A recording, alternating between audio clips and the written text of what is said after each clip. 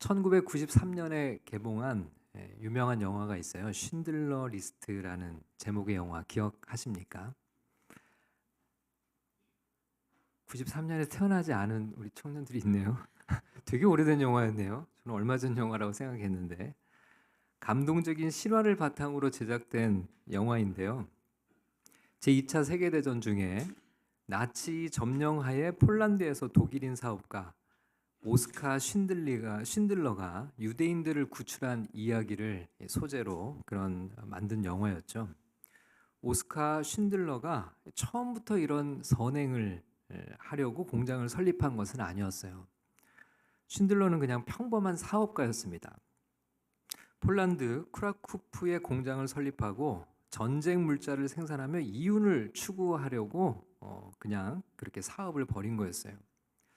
그런데 유대인 회계사 이차크 스턴이라는 사람을 고용해서 사업을 운영하면서 처음에는 유대인 노동자들을 그냥 값싼 인건비로 그렇게 사용합니다. 근데 시간이 지나면서 쉰들러는 나치의 잔혹한 유대인 학살을 목격하게 돼요. 홀로코스트라고 부르죠. 그러면서 자신의 이익보다 이 사업을 통해서 유대인들의 생명을 어떻게 구할 수 있을까를 곰곰이 생각하기 시작합니다. 그리고 목표가 달라져요. 처음에는 오직 이윤을 추구하는 목표였는데 유대인들을 살리기 위해서 이 공장을 운영을 하는 거죠. 그는 자신의 돈과 영향력을 활용해서 나치 장교들을 매수하고 유대인 노동자들이 강제 수용소로 보내지지 않도록 그들을 보호하는 일에 이 사업장을 활용합니다. 결국 그는 이 쉰들러 리스트라고 불리는 이 명단에 이름을 올린 유대인들을 구출해내요.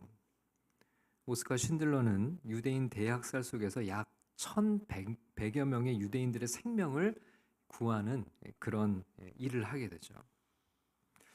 쉰들러는 유대인들을 구하는 과정에서 불가피하게 거짓말을 하게 되는데요.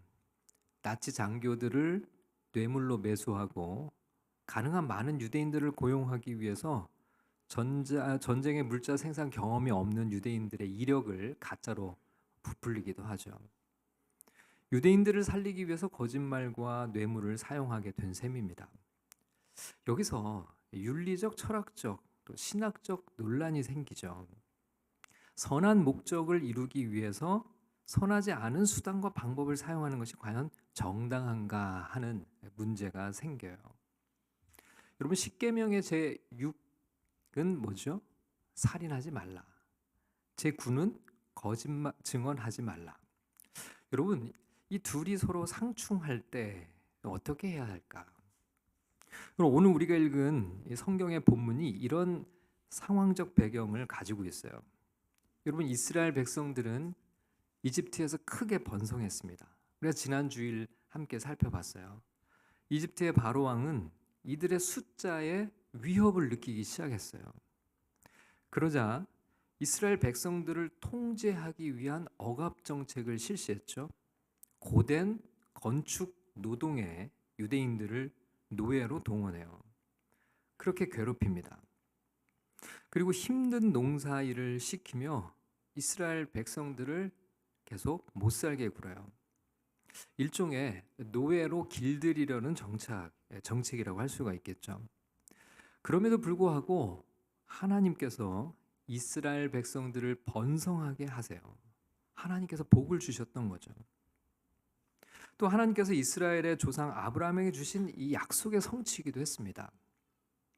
아브라함의 자손이 하늘의 별과 같이 바다의 모래와 같이 많아질 것이라고 하나님이 약속하셨는데 정말 그렇게 된 거예요. 바로의 왕이 아무리 억압하고 학대하고 박해해도 이스라엘 백성들의 숫자가 줄어들기는커녕 더 늘어나니까 이집트의 왕이 악한 음모를 꾸미기 시작합니다. 자, 그 음모의 내용이 오늘 본문 15절과 16절에 기록되어 있어요. 같이 한번 읽어보겠습니다. 시작. 애굽 왕이 히브리 산파 십브라라는 사람과 부하라는 사람에게 말하여 이르되 너희는 히브리 여인을 위하여 해산을 도울 때 그 자리를 살펴서 아들이거든 그를 죽이고 딸이거든 살려두라. 자, 음모가 내용이 뭐죠? 신생아를 살해할 계획이었어요. 이집트 왕은 시브라라고 하는 이름의 산파, 그리고 부아라고 하는 이름의 히브리 산파를 불러요. 그리고 은밀한 명령을 내립니다. 여러분, 산파가 뭐죠? 요즘엔 산파를 찾아보기가 어렵죠. 오늘날의 산부인과 의사라고 할 수 있을 거예요. 이 당시에 산파라고 한다면 히브리 여인들이 해산할 때 이 산파들에게 준 명령은 뭐죠? 아들이면 죽이라는 거예요. 은밀하게 죽이라는 겁니다. 갓 태어난 남자 아기는 부모가 눈치채지 못하게 죽이라는 명령을 한 거예요. 이집트 왕이 명령을 한 거죠. 여러분, 왕의 명령을 어길 수 있나요? 왕의 명령을 어기면 어떻게 되죠? 산파들은 자신들의 생명이 위태로울 수 있어요. 그러나 명령을 따르면 어떻게 되죠? 살인을 저지르는 그런 셈이 되죠. 수많은 신생아를 희생시키게 됩니다. 여러분이라면, 여러분이 산파라면 어떻게 하시겠습니까? 명령에 따르겠습니까? 명령을 따르기에는 내 목숨이 걸릴 수 있어요. 그러나 이 명령을 따르자니 수많은 어린 생명들을 죽여야 하는 그런 상황에 놓이게 되는 거죠. 자, 히브리 산파 시브라와 부하는 어떻게 했을까요? 이들은 왕의 명령을 어깁니다. 그리고 아기들을 살려요. 자, 17절 말씀을 같이 한번 읽겠습니다. 시작. 그러나 산파들이 하나님을 두려워하여 애굽 왕의 명령을 어기고 남자 아기들을 살린지라. 산파들은 남자 아기들을 죽이지 않고 살려요. 여러분, 이건 명백하게 왕의 명령을 어긴 겁니다. 왕의 명령에 불복종한 거예요. 왕의 말이 곧 법인 시대에 왕의 명령을 어긴 것은 그야말로 위험천만한 모험이 아닐 수 없죠. 생명을 건 도박이었어요. 얼마나 고민이 많았을까요? 그리고 또 그 한 생명 한 생명을 살릴 때마다 얼마나 죽음의 두려움과 공포를 느꼈을까요? 아니나 다를까 이집트 왕이 이들이 명령을 수행하고 있지 않다는 것을 알아챘어요. 그리고 이들 두 산파들을 왕궁으로 불러들입니다. 자, 그리고 이렇게 물었어요. 18절 말씀을 읽겠습니다. 시작. 애굽 왕이 산파를 불러 그들에게 이르되 너희가 어찌하여 이같이 남자 아기들을 살렸느냐. 왕이 질문해요. 직설적으로 묻습니다. 너희가 어찌하여 남자 아기들을 살렸냐. 이 질문에는 어찌하여 내 명령을 어겼냐. 그리고 가로 열고 어떻게 되겠어요? 죽고 싶냐. 이게 들어가 있겠죠. 자, 이들에게 뭐라고 대답을 했을까요? 사실대로 자신들이 한 행동을 이야기하면 그 자리에서 아마 비참하게 죽을 거예요. 왕의 명령을 어겼으니 이집트 왕이 살려둘 수 없죠. 여러분, 왕의 입장에서는 왕의 명령을 어긴 사람을 살려두는 순간 자신의 권력 기반이 흔들리겠죠. 사람들이 왕의 명령 어겨도 되는구나. 본보기라도 보여야 됩니다. 그래서 아주 무서운 형벌에 처하게 되겠죠. 자, 이때 산파들이 이렇게 대답을 해요. 19절 말씀을 읽겠습니다. 시작. 산파가 바로에게 대답하되 히브리 여인은 애굽 여인과 같지 아니하고 건장하여 산파가 그들에게 이르기 전에 해산하였더이다 하네. 산파들은 이집트 왕에게 거짓말로 둘려댔어요. 히브리 여인들은 너무 건강해서 이 산파들이 가지 않아도 산파들의 도움 없이 아기를 잘 낳는 바람에 아기를 몰래 죽일 기회가 없었다는 거죠.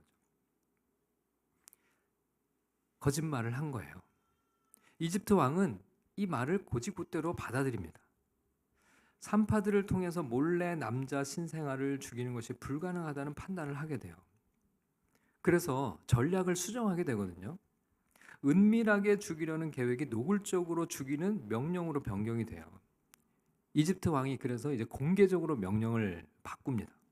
남자 아기들이 태어나면 부모가 직접 나일강에 던져 죽이라는 명령을 하게 되는데요. 그게 22절의 말씀이에요. 자, 22절 말씀 같이 읽겠습니다. 시작. 그러므로 바로가 그의 모든 백성에게 명령하여 이르되 아들이 태어나거든 너희는 그를 나일강에 던지고 딸이거든 살려두라 하였더라.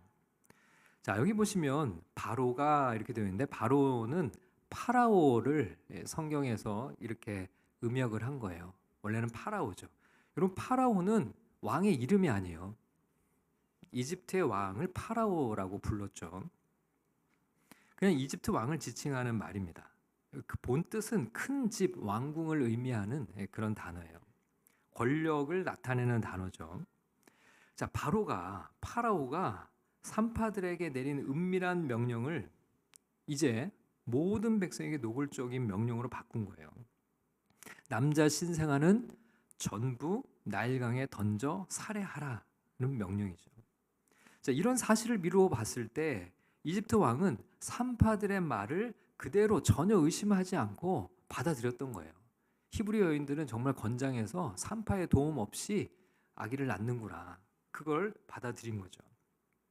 자, 그럼 이 산파들이 이집트 왕의 명령에 불복종한 동기가 뭐였을까요?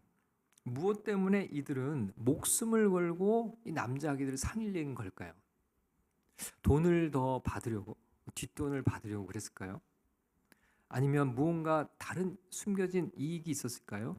자, 17절 말씀에 보면 왜 이 여인들이 이렇게 이런 일을 했는지 기록이 되어 있어요. 같이 한번 17절 말씀을 읽어보겠습니다. 시작. 그러나 산파들이 하나님을 두려워하여 애굽 왕의 명령을 어기고 남자 아기들을 살린지라. 산파들이 왜 왕의 명령을 어겼어요? 하나님을 두려워하여라고 되어 있어요. 하나님을 두려워하여 왕의 명령을 어겼다는 겁니다. 여러분, 이집트 왕도 얼마나 두려운 존재인가요? 사실 이집트라는 대제국, 사실 그 앞에 가는 것만으로도 두려워서 벌벌 떨 수밖에 없어요. 그의 한마디에 내 목숨이 왔다 갔다 하는 권세를 가지고 있고 권력을 가진 자잖아요. 이집트 왕이 얼마나 두려운 존재입니까? 그런데 산파들은 이 이집트 왕보다 더 두려워하는 존재가 있었다는 거예요. 그가 바로 하나님이었어요. 이들은 이집트 왕보다 더 두려워하는 그 하나님의 말씀 때문에 애굽 왕의 명령을 어기게 되었다는 겁니다. 여러분, 산파들의 행동의 이면에는 하나님에 대한 두려움, 그러니까 하나님에 대한 믿음이 있었어요. 여러분, 이들은요, 보이는 권력 앞에 서 있지만 보이지 않는 하나님, 그 하나님을 더 두려워했다는 거예요. 여러분, 이것이 바로 믿음이죠. 사실 믿음이 없다면 세상에 이집트 왕보다 더 무서운 존재는 없어요. 왕의 말 한마디에 죽고 사는 것이 결정되던 시대에 이집트 왕보다 더 큰 권력은 없었어요. 왕의 명령을 어기는 것은 그야말로 목숨을 걸어야 하는 두려운 일이었어요. 그런데 산파들이 정말 두려워한 분은 눈에 보이는 이집트 왕이 아니었다는 거예요. 눈에 보이지도 않는 하나님이었다는 겁니다. 산파들은 남자 아기들을 죽이라는 이집트 왕의 명령이 하나님의 뜻이 아니라고 생각했어요. 하나님이 기뻐하시지 않는 일이라고 생각했기 때문에 이집트 왕의 명령을 단호하게 거부한 거였어요.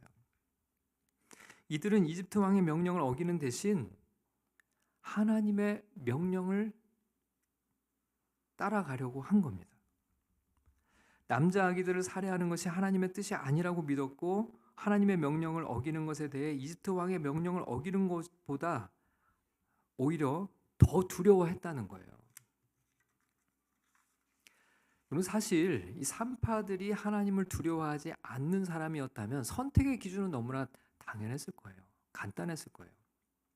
왕의 명령대로 하면 그만이잖아요. 하지만 산파들은 이집트 왕보다 하나님을 더 두려워하고 경외했어요. 그들의 행동 기준은 이집트 왕의 명령이 아니라 하나님이었던 겁니다. 이 일을 하나님이 기뻐하실까? 나의 행동을 하나님이 어떻게 여기실까? 내가 하는 이 행동이 하나님의 명령에 부합하는 것일까? 여러분, 이들의 행동 기준은 이집트 왕과 같은 세상의 권력이나 세상의 법이 아니었어요. 하나님이었던 겁니다. 자, 여기서 여러분 이런 질문이 생기죠. 그러면 거짓말을 해도 되는가? 선한 목적이라면 얼마든지 거짓말이 허용이 된다는 건가요? 여러분, 여기서 우리는 이 거짓말이라는 의미를 조금 더 깊이 생각해 볼 필요가 있어요. 산파들은 이집트 왕의 명령이 하나님의 뜻에 부합하지 않는 불의한 명령이라는 것을 알고 있었죠. 그래서 이집트 왕의 명령을 따르는 것에 대해서 하나님을 두려워했던 거예요. 이집트 왕은 산파들에게 은밀하게 남자 영아들을 살해하도록 지시했습니다. 여러분, 한번 상상을 해보세요. 갓 태어난 아기가 부모 모르게 죽이는 방법이 뭘까? 제가 한번 상상을 해봤어요. 막 태어나자마자 아예 입을 막는 것. 이게 가장 완벽해 보였어요. 아이가 응애하고 울기 전에 입을 막는 거예요. 그리고는 부모에게 얘기를 하죠. 아기가 죽어서 태어났네요. 태어나자마자 마치 숨을 쉬지 않았던 것처럼, 죽어서 사산된 것처럼 그렇게 부모를 속이는 거죠. 산파는 아기를 죽이는 살인죄에 더해 마치 아기가 죽어서 나온 것처럼 부모를 속여야 했어요. 부모에게 거짓말을 하는 것이죠. 살인죄를 은폐하고 왕의 명령을 가린 채 살아 태어난 아기를 사산된 것처럼 거짓말을 하는 거예요. 여러분, 사실 이집트 왕은 산파들에게 살인과 거짓을 명령한 거였습니다. 불의를 강요한 것이었죠. 산파들은 어떤 의미에서 그 거짓을, 불의를, 살인을 거부한 거였어요. 여러분, 시편 1편 1절은 이렇게 말씀하고 있어요. 우리 같이 한번 읽어보겠습니다. 시작. 복 있는 사람은 악인들의 꾀를 따르지 아니하며 죄인들의 길에 서지 아니하며 오만한 자들의 자리에 앉지 아니하고. 여러분, 여기 말씀을 보니까 복 있는 사람들은 악인들의 꾀를 따르지 않는다고 했어요. 그리고 죄인들의 길에 서지 않는다고 했죠. 여러분, 지금 산파들의 행동은 악인들의 꾀를 따르지 않았고 죄인들의 길에 서지 않았던 거예요. 그럼 산파들이 이렇게 행동한 것에 대해 하나님께서는 그럼 어떤 반응을 우리에게 보여주셨을까요? 자, 20절 말씀을 같이 한번 읽어보겠습니다. 시작. 하나님이 그 산파들에게 은혜를 베푸시니 그 백성은 번성하고 매우 강해지니라. 여러분, 제일 먼저 하나님께서 이 산파들에게 은혜를 베푸셨다고 기록했어요. 하나님께서 이 산파들에게 은혜를 베푸셨다는 말의 의미가 뭘까요? 여러분, 산파들은요, 자신들이 남자 아기들을 살리고 그리고 또 왕의 명령을 어떤 의미에서 따르지 못한 것이잖아요. 그걸 이제 이집트의 왕에게 말했는데요. 히브리 여인들이 자기가 도착하기도 전에 먼저 그렇게 아기를 낳아서 아기를 죽일 수 없었다라고 하는 그런 거짓 보고를 한 거죠. 근데 이 말을 이집트 왕이 고지곧대로 듣고 믿고 수용하도록 한 것이 하나님이 산파들에게 베푸신 은혜라는 거예요.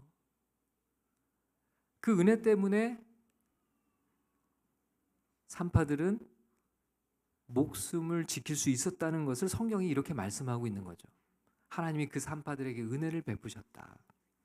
그래서 그들은 죽지 않고 목숨을 부지할 수 있었다. 하나님께서 산파들의 목숨을 지켜주셨다. 여러분, 산파들은요, 목숨을 걸고 아기들을 살려주었는데 하나님께서 목숨을 건 산파들의 목숨을 지켜주셨다는 거예요. 이게 하나님의 첫 번째 이들의 행동에 대한 반응이에요. 자, 그리고 그 다음은 하나님께서 산파들의 집안을 축복해 주세요. 자, 21절 말씀을 같이 읽겠습니다. 시작. 그 산파들은 하나님을 경외하였으므로 하나님이 그들의 집안을 흥왕하게 하신지라. 하나님께서 산파들의 집안을 흥왕하게 하셨다고 성경은 말씀해요. 특별히 산파들이 어떻게 했기 때문에 흥왕했다고 얘기를 합니까? 여기 9절에 보니까 하나님을 경외하였으므로. 여러분, 하나님을 경외한다라는 말씀이 바로 하나님을 두려워하였다는 것이죠. 하나님을 두렵고 떨리는 마음으로 하나님을 섬겼다는 거예요. 여러분, 산파들은 이집트 왕을 두려워하기보다 하나님을 더 두려워했기 때문에 이집트 왕의 불의한 명령을 따르지 않은 것으로 인해 하나님께서 산파들의 집안을 흥왕하게 하셨다, 그렇게 말씀해요. 성경에는 자세하게 나와 있지는 않지만 제가 어느 주석을 봤더니 그 당시 산파들은 독신이었다, 이렇게 되어 있더라고요. 결혼을 하지 않고 가정이 있으면 이제 산파 역할을 제대로 할 수 없어서 독신이었다. 그런데 이 집안을 흥왕했다라고 하는 것을 어떻게 해석을 하냐면 하나님께서 가정을 갖게 하셨다, 그렇게 이제 해석을 하기도 하더라고요. 어쨌든 이 산파들은 하나님을 경외하는 믿음으로 흥왕하게 하셨어요. 큰 복을 집안이 누리게 하셨다는 겁니다. 여러분, 앞에서 시편 1편 1절을 읽었었는데요. 복 있는 사람은 악인들의 꾀를 따르지 아니하며 죄인들의 길에 서지 아니한다고 했죠. 하나님이요, 그 복 있는 자들에게 어떤 축복을 시편에서 약속하셨을까요? 시편 1편 3절 말씀을 같이 읽겠습니다. 시작. 그는 시냇가에 심은 나무가 철을 따라 열매를 맺으며 그 잎사귀가 마르지 아니한 같으니 그가 하는 모든 일이 다 형통하리로다. 아멘. 하나님께서 하나님을 경외하며 하나님의 길을 걸어간 산파들을 이렇게 축복해 주신 거죠. 하나님께서 불의한 권력으로부터 두 산파의 목숨을 지켜주시고 온 집안이 흥왕하는 복을 받게 하셨다는 겁니다. 그리고요, 또한 명예를 더하셨어요. 여러분, 사실 그 당시 이집트의 왕은 어마어마한 권력, 부와 명예를 가진 사람이었죠. 이에 반해서 산파들은요, 사실 이 파라오와는 비교가 되지 않는 위치에 있었던 사람들이죠. 산파들은 당시 사람들이 아무도 알아주지 않는 무명의 존재들이었어요. 자, 그런데 여러분, 오늘 성경을 보시면요, 이집트 왕의 이름은 거론이 되지 않아요. 그가 누군지 그냥 이집트 왕이었을 뿐이지 그의 이름을 우리는 모릅니다. 성경이 기록하고 있지 않아요. 그냥 이집트 왕 중에 하나로 남아 있어요. 자, 그런데 여러분, 이 산파들은 어때요? 이 두 사람의 이름, 시브라와 부하의 이름은 오늘 3,500여 년이 지난 지금도 우리의 입술에 거론이 되고 있어요. 여러분, 이 두 사람의 이름은 영원히 기억이 될 거예요. 이들의 명예는 지금 우리에게까지 전해지고 있어요. 하나님을 경외하는 삶을 살았던 이 두 여인의 이름은 오늘 그리고 내일도 전해질 거예요. 하나님을 경외함으로 하나님의 뜻을 따라 살았던 두 산파의 이름을 하나님은 영원한 하나님의 책에 기록해 주셨어요. 여러분, 시편 1편 6절 말씀을 함께 읽어보겠습니다. 시작. 무릇 의인들의 길은 여호와께서 인정하시나 악인들의 길은 망하리로다.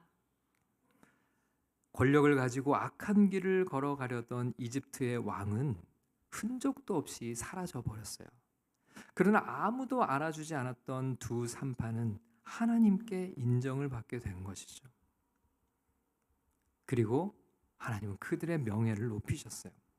자, 그리고 마지막으로 두 산파를 통해 이스라엘 민족이 복을 받습니다. 자, 20절 말씀을 같이 읽겠습니다. 시작. 하나님이 그 산파들에게 은혜를 베푸시니 그 백성은 번성하고 매우 강해지니라. 아멘. 여러분, 산파들에게 은혜를 베푸셔서 이스라엘의 온 백성이 번성하고 매우 강해졌다라고 얘기하고 있어요. 결과적으로는 산파들 자신의 목숨도 살았고 아기들의 생명도 건지고 그들의 민족이 사는 은혜가 이스라엘에게 임하게 된 거죠. 하나님을 경외했던 두 여인의 믿음을 통해서요. 여러분, 중요한 것은 하나님을 경외하는 믿음입니다.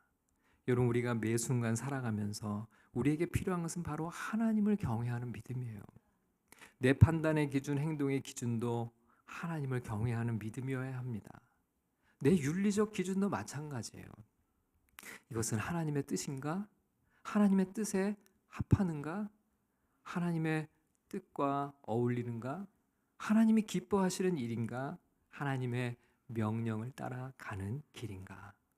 여러분, 오직 하나님을 경외하는 믿음을 가지고 오늘도 하나님의 뜻을 묻고 주님의 길로 걸어가는 저와 여러분들이 모두 될 수 있기를 주님의 이름으로 간절히 축원합니다.